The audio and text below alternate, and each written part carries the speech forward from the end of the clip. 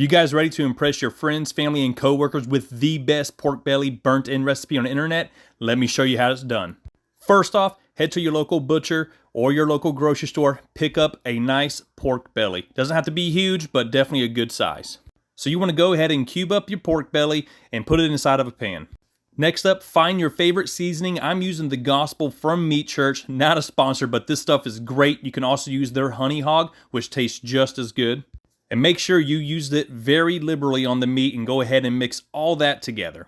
Now, if you're going to make this the same day, go ahead and let this rest for 15 to 30 minutes, but myself, I let it sit in the refrigerator overnight.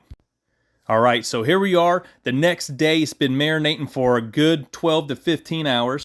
So what you want to do is you want to put the fat side down on your sheet pan. So you can use a sheet pan or you can use a rack, whichever you prefer.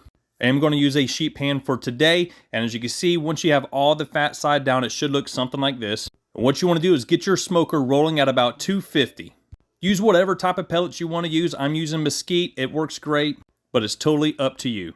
Now, the smoke time on this is probably going to be somewhere around 2.5 to 3 hours if you're using a pan. If you're using a wire grate, it will be a little less. Just go ahead and keep your eye on your meat, of course. So what you want to do with your meat thermometer is kind of push it down and see how it feels. You should have a little bit of tension, but also very soft where the fat is. And that key temp is about 190 is where you want them to be. Any higher and it could dry it out. Go ahead and move over all your burnt-ins to a half sheet pan and then add your favorite barbecue sauce. I personally like Stubbs because it is made with 100% authentic ingredients and there is no high fructose corn syrup in there like a lot of other barbecue sauces have.